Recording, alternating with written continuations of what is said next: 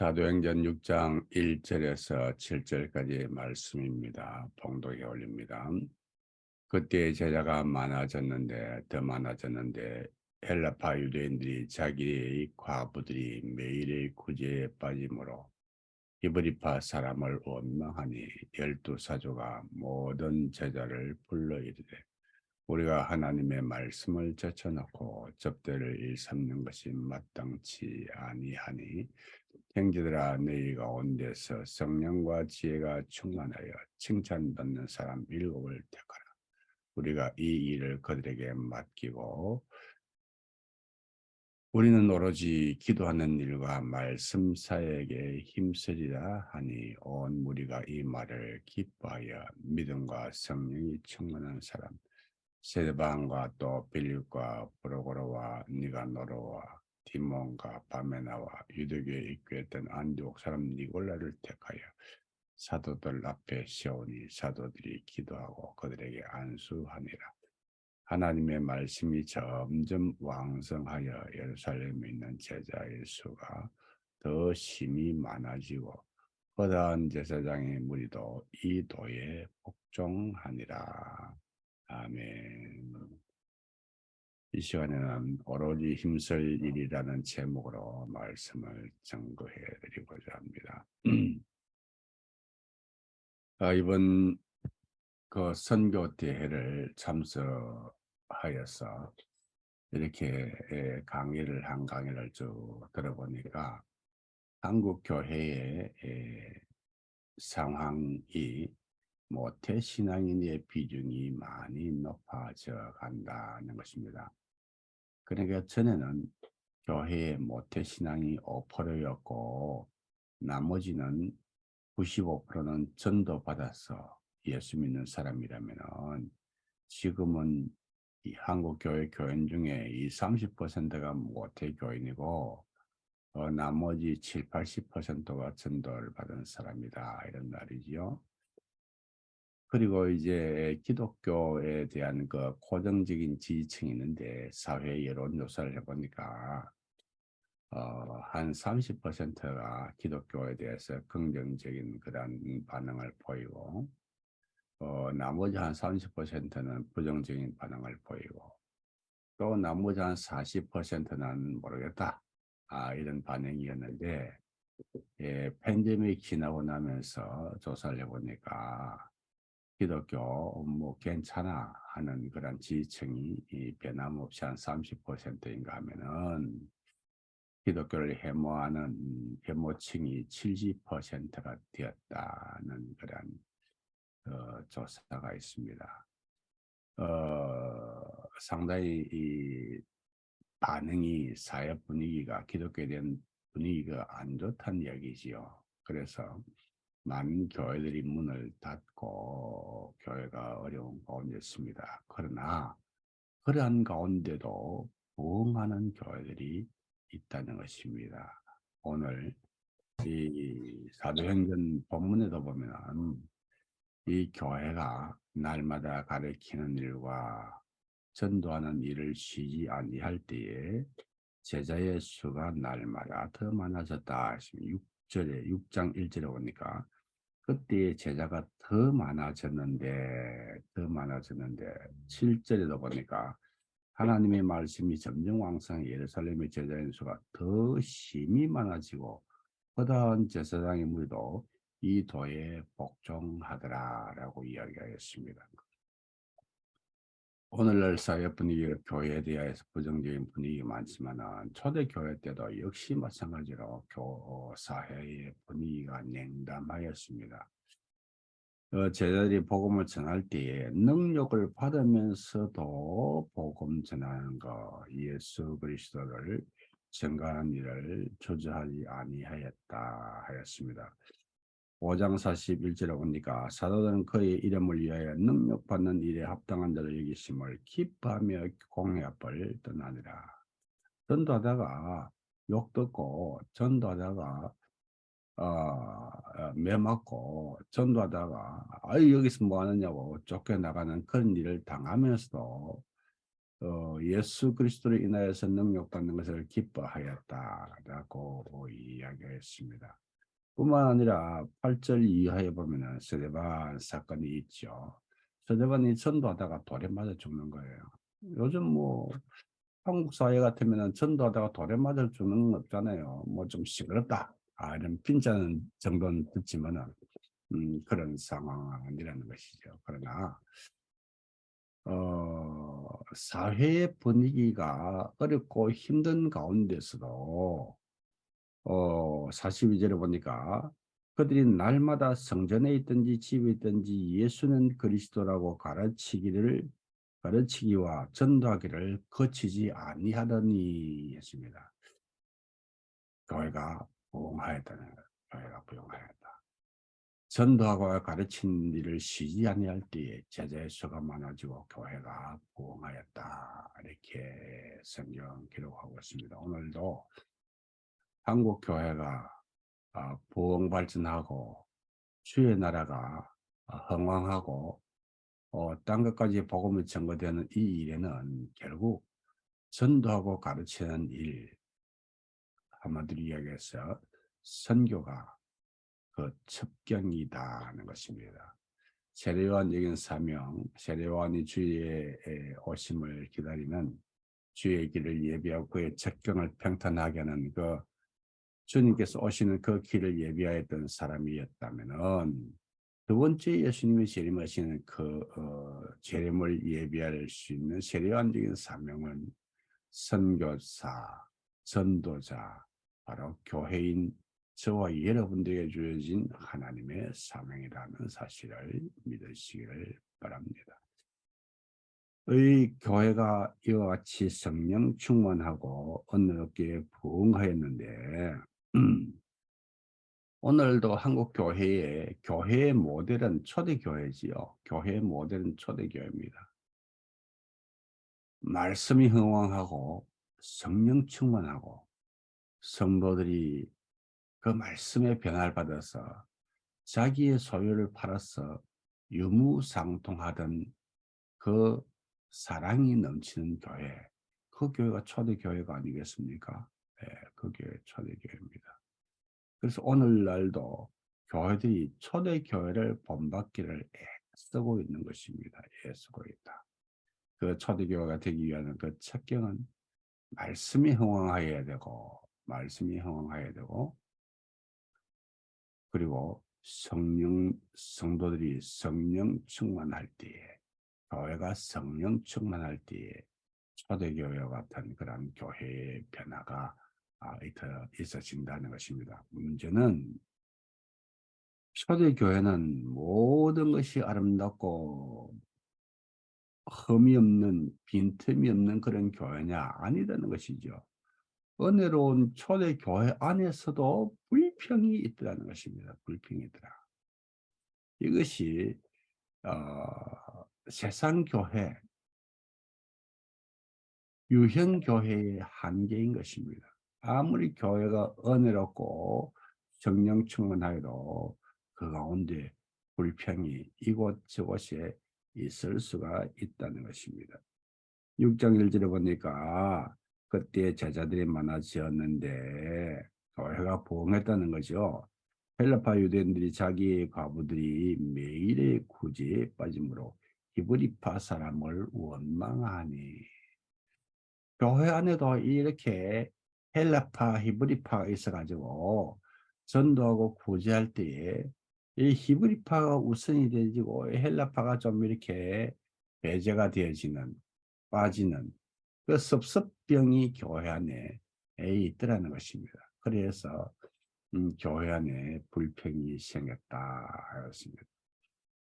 이 아무리 성령 충만한 교회도 이와 같은 것이 이 현상이 있는 것이 지상교회의 한계이다. 그래서 그것이 이상한 문제는 아니다는 것입니다. 그런데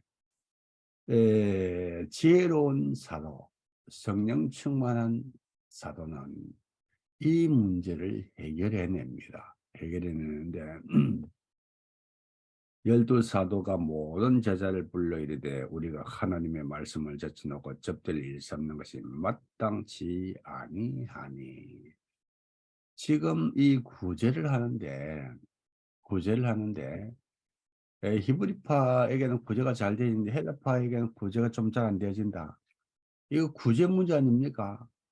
구제 문제. 문제는 지금 분배가 지금 교회 안에서 분배가 잘못되어지고 있다는 것입니다. 그렇다면은 일반적인 지도자라면은 그 분배의 그 구조가 잘못되었구나.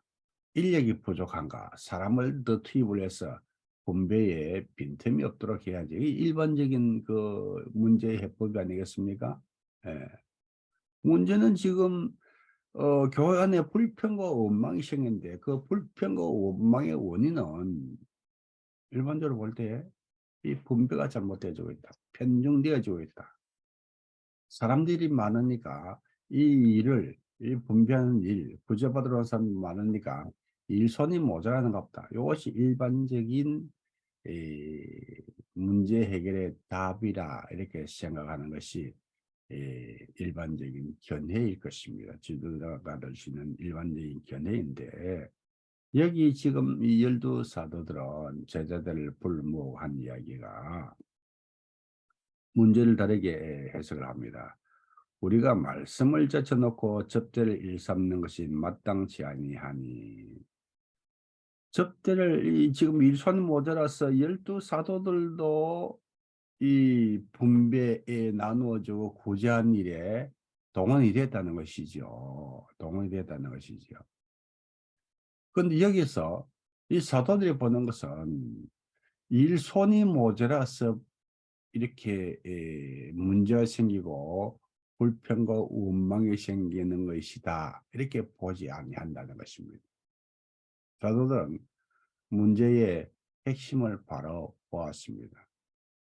일을 열심히 한다고 많은 사람이 있다고 좋은 결과가 오는 것이 아니라는 사실을 믿으시기 바랍니다. 교회에 일꾼 많다고 또 사람들이 일을 열심히 한다고 교회의 아름다운 결과가 나타나는 것은 아니라는 것입니다. 교회에 문제를 일으킨 사람들을 보면요.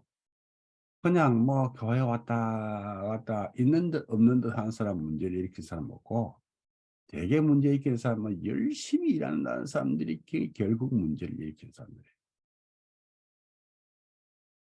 사도들은 이렇게 봅니다.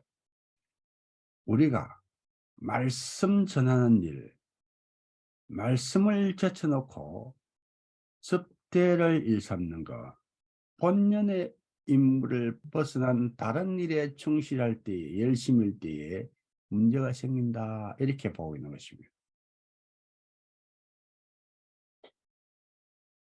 그래서 사도들은 이 일을 할 수 있는 전문적으로 할 수 있는 집사들을 세우지요. 세우고 저들은 오직 우리는 사제를 보니까 기도하는 일과 말씀 사역에 힘쓰리라. 힘쓰리라. 이 처방이 바른 처방이었냐 아니냐는 것은 결과를 보면 압니다. 5절에 온 무리가 이 말을 어떻게 했어요? 기뻐하여 온 무리가 이 말을 기뻐하였다. 사도들이 말씀을 연구하고 전하며 기도한 일에 힘쓸 때에 문제들은 사그라지고 사도들이 기도하고 말씀을 연구하는 일을 소홀히 할 때에 문제가 생기더라. 이것이 초대교회 지도자들과 성도들이 내어놓은 결과이라는 사실을 여러분들 믿으시길 바랍니다. 오늘날 한국 교회에 적지 않은 교회가 있고 우리 합동층만 해도 12,000 교회가 있는데 7, 80%가 미자립 개척교회라는 거예요. 미자립 개척교회. 나머지 20, 30%는 자립하여서 그 미자립 개척교회를 지원하는 교회입니다. 이러한 구조는 한국 교회뿐만 아니라 서유럽 교회도 마찬가지고 선거지에서 우리가 교회를 개척을 해보면 결국 이러한 구조로 나아가고 있는 것을 보게 됩니다. 하나님께서 저를 통해서 불가리아에 장로교단을 세우고 많은 교회를 이렇게 세우셨는데 우리 교단 교회가 한참 많을 땐 7, 80여 개의 교회가 되었습니다. 그런데 개척해서 수년 만에 2, 300명으로 불어난 교회가 성장한 교회가 3개, 4개, 3개, 4개. 그리고 그 3개, 4개의 교회가 그 개척 교회들을 돕는 그런 구조가 선교지에도 마찬가지 구조. 마찬가지 구조. 그러면 나머지 7, 80%의 교회는 어떻게 돼서 그렇게 문제가 생기느냐. 사역자들이 구제하고 전도하는 일에 너무 바쁘고 다른 일에 너무 바쁘다는 거예요. 그 사역자들이 뭐 엉뚱한 일에 바쁜 게 아니라는 거예요. 전도하고 구제하는 일도 나쁘지 않지 않습니까? 본연의 임무, 그 사역자가 본연의 임무, 오로지 힘쓸 일, 그가 마땅히 해야 될 일은 제껴놓고 엉뚱한 일에 바쁘더라. 노회 일이 바쁘고요, 뭐 총회 일이 바쁘고요, 뭐 지역 뭐 협의회 일이 바쁘고요, 뭐 기타 등등 그런 일에 바쁘더라는 거예요. 그러니까 엎드려서 기도하고 말씀 사역하는 기도하는 일과 말씀 사역에 힘쓰지 못하니까 결국 교회가 부흥할 수 없더라. 오늘 말씀을 시작하면서 교회가 왜 부흥하였느냐? 그 어려운 환경 가운데 왜 부흥하였느냐? 그들이 날마다 성전에 있든지 집에 있든지 예수는 그리스도라고 가르치고 전도하기를 쉬지 아니하니 그때의 제자의 수가 많아지더라. 그때 제자의 수가 많아지더라. 오늘날도 상황이 아무리 힘들고 어려울지라도 전도하는 일, 말씀 전하고 구제하는 일, 기도하는 일, 이 일에 힘쓸 것 같으면 교회의 모습은 초대교회의 모습으로 돌아가는 줄로 믿으시길 바랍니다. 초창기에 제가 92년도에 불가리아에 갔는데 가서 보니까 그 바로 옆 나라가 옛날에 유고슬라비아 연방, 유고 연방 공화국이었습니다. 유고 연방. 그 유고 연방이 우리가 뭐 옛날에 공부할 때 그렇게 배웠는데 마게도니아, 세르비아, 몬테네그로, 크로아티아, 보스니아 뭐 이렇게 대여섯 개 나라가 한 나라로 뭉쳐져 있었는데 티토가 죽고 난 이후에 그 나라들이 딱 나누어졌습니다. 나누어져서 서로 싸우고 내전을 하는데요. 서로 싸우고 내전을 하는데 뭐 총을 쏘고 난리가 났으니까 얼마나 그 어렵겠습니까? 피피하겠습니까? 지금도 그 우크라이나가 유럽의 바군이라고 불리우는 나라입니다. 그만큼 나라가 비옥하고 평지가 그렇게 많고 농사를 많이 짓는 나라인데 그 백성들이 다 나와가지고 지금 난민이 되어가지고 지금 구제를 받고 있지 않습니까? 그 그 우크라이나 나라 안에서도 역시 그 조직들이 제대로 움직이지 않으니까 사람들이 구제를 받고 있는데 그때 제가 세르비아에 들어가서도 국제기아대책구의 지원을 받아가지고 밀가루를 그 당시에 뭐 빵이고 뭐 그게 아니고 밀가루를 갖다 주는 게 제일 중요해요. 밀가루하고 기름을 갖다 주는 게 제일 중요해요. 밀가루하고 기름 갖다 주면은 그 버무를 가지고 빵을 만들 수 있으니까 세르비아에도 가가지고 이제 큰 트럭에 밀가루를 갖다 주고 또 저기 알바니아도 그렇게 하였고 또 저기 크로아티아 지역에도 가서 제가 도와주기도 하고 그랬습니다. 그랬는데 그 당시 어려운 사람들은 그 구제를 받았지만은 그냥 빵만 그렇게 나눠줬을 때는 우선 허기진 배에 시장기는 면하게 할 수 있었지만은 영혼에는 아무런 상관이 없었습니다. 그냥 나눠주는 거예요, 나눠주는 거예요. 그런 일도 필요하죠. 지금도 뭐 그런 고제사에 끊임없이 일어나고 있지 않습니까? 예를 들어서 우리 황보울 목사님께서 활동하고 있는 우에노 공원. 우에노 공원은 옛날부터 유명한 게 동물원이 유명했어요. 동물원만 유명한 것이 아니라 황보울 무료 급식소가 유명. 27년째 지금 있는 줄 아는데 한때는 2,000명이 넘는 사람들을 그 공원에서 식사를 대접을 하였고 지금도 계속하고 있습니다. 계속하고 있는데 그렇다면 황보을 목사는 그 빵만 나눠줬느냐 이라는 거예요. 그 사역을 하면서 그 영혼들에게 빵을 나눠주면서 모아놓고 설교를 9개 설교를 하고 그들이 아주 뭐 예배를 정성있게 드리고 교회에 와서 성도들이 되고 이렇게 해서 교회가 개척이 되어지고 하는 그런 모습을 보았습니다. 선교 현장에도 이런 구제 사역이 곳곳이 일어나죠. 제가 있던 소피아에서도 제가 한인교회도 했는데 한인교회도 역시 그 지역에 있는 노인들을 위한 무료 급식 사역을 했는데 문제는 떡과 함께 무엇을요? 복음을 생명의 말씀을 전해줘서 그들의 심령을 살려줘야 돼. 배고픔뿐만 아니라 메마른 영혼들의 그 갈급함을 채워줘야 된다는 것입니다. 그럴 때에 부흥의 역사가 일어나는 것입니다. 선교사님들이 선교지에 가서 초기에 제일 하기 쉬운 게 구제사역입니다. 구제사역은 모금패가 좀 나눠주는 거니까 나눠준다는 데야 뭐 많은 사람들이 모여들지요. 예를 들어서 모스크바 같은 경우는 5천여 명이 모이던 그런 교회가 있습니다. 왜? 모 교단에서 뭐 집중적으로 지원을 하니까 거기에 그 당시에 초기에 많은 소문이 났어요. 그 교회가 뭐 기름 나눠주고 빵 나눠주고 밀가루 나눠주고 뭐 교회 가게만 나눠주니까 뭐 사람들이 그런 데서 몰려들죠. 요즘은 모스크바 밀가루 나눠준다고 사람 안 모입니다. 그러다가 그 사역자가 이렇게 어떤 사정원에 미국으로 가버리고 다른 사역자 딱 들어가 나는 밀가루가 아니라 말씀으로만 하겠습니다. 5,000명의 성도들이 60명 나왔더래요.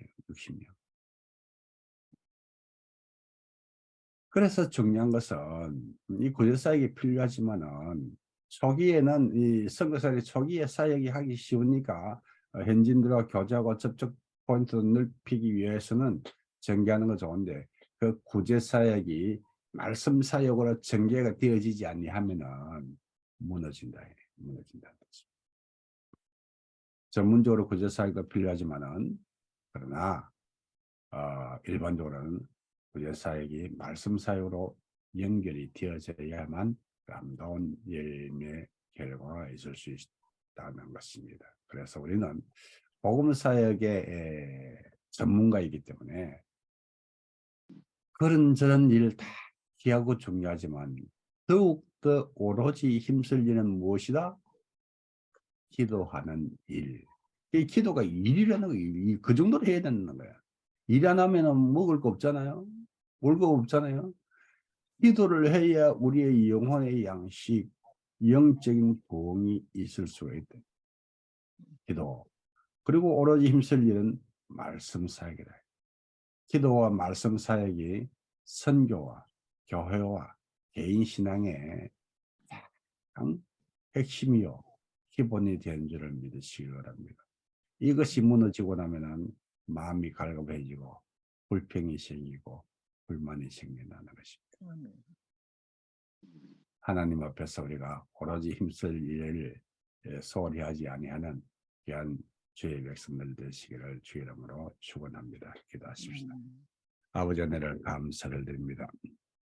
이 아침에도 사도들의 모습을 본받으며 초대교회의 모습을 본받기를 소원하는 저희들이 머리를 숙였습니다. 참 초대교회에서도 어렵고 힘든 일이 있는 것을 볼 때 사도들이 기도하는 가운데 그 문제의 핵심을 바로 깨닫고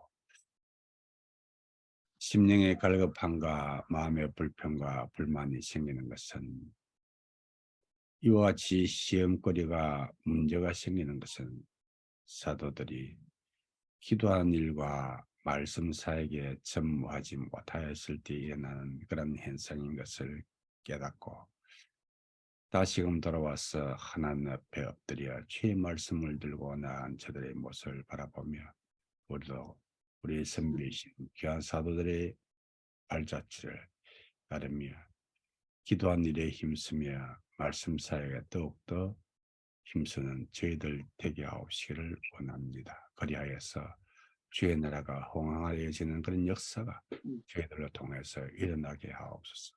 감사하고 예수님 이름으로 기도하옵나이다. 아멘.